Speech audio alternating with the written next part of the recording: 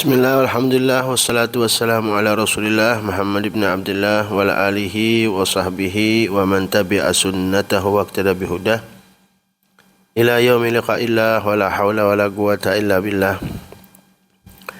Hukmul ghusli liman aslam. Hukum mandi besar bagi orang yang baru masuk Islam. Ada satu riwayat dari sahabat Abu Hurairah radhiyallahu taala anhu fi qissati Thumamah bin Uthal indama aslam wa amarahu an-nabiy sallallahu alaihi wasallam an yaktasil, rawahu Abdur Razzaq wa asluhu muttafaqun alaih. Jadi hadis ini menerangkan tentang hukuman besar bagi orang yang baru masuk Islam. Karena di sini ada satu riwayat yang diriwayatkan oleh sahabat Abu Hurairah dalam kisah Thumamah bin Uthal ketika masuk Islam. Kemudian diperintahkan oleh Nabi SAW an yaktasil, untuk mandi. Jadi kalau kita lihat dari hadis ini menunjukkan bahwa orang kafir yang masuk Islam dianjurkan mandi besar. Jadi ada anjuran bagi orang kafir masuk Islam, jadi dianjurkan untuk mandi besar. Tujuannya apa sih? Tujuannya agar siap beribadah secara lahir ataupun fisik. Dan juga karena ia telah siap secara batin dengan Islam, maka dari itu dia dianjurkan untuk mandi besar. Masuk Islam bukan hanya perubahan keyakinan, tetapi juga permulaan hidup suci dan bersih. Jadi dari kisah Thumamah bin Uthal ini, yaitu yang mana Thumamah bin Uthal al-Hanafi, dari suku Hanafi, pemimpin besar Bani Hanifah, ditawan oleh kaum muslimin dan diikat di masjid Nabi SAW. Setelah dilepas oleh Rasulullah, ini Thumamah, kemudian dia pergi ke kebun kurma, kemudian dia mandi, kemudian balik lagi masuk ke masjid dan melangsungkan syahadat di hadapan Nabi Muhammad SAW.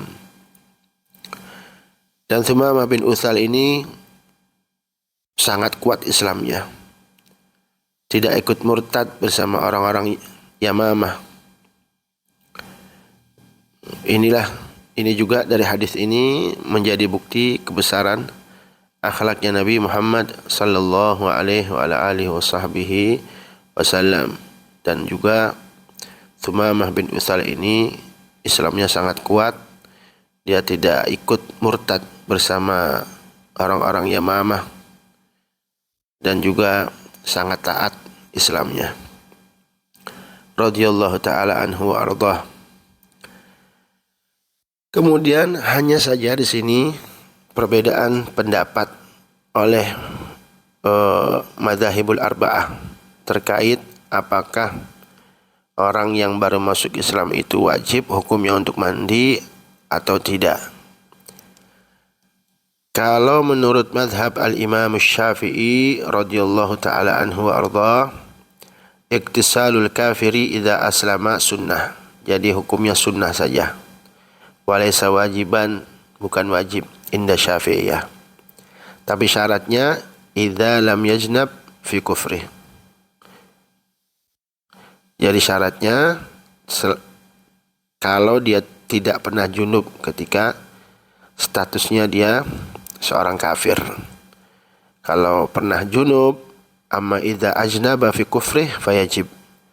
Kalau dia pernah junub ketika statusnya orang kafir, fayajib, maka wajib mandi. Wa in iktasala fi kufrih, walaupun dia pernah mandi ketika menjadi kafir, sebelum masuk Islam, walaupun dia pernah mandi tetap wajib mandi menurut mazhab al-Imam Syafi'i. Wa aujabahu Malik ala man ajnaba hala kufrih igtasala aw lam yaktasil. Jadi kalau menurut mazhab Imam Malik, wajib bagi mereka untuk mandi.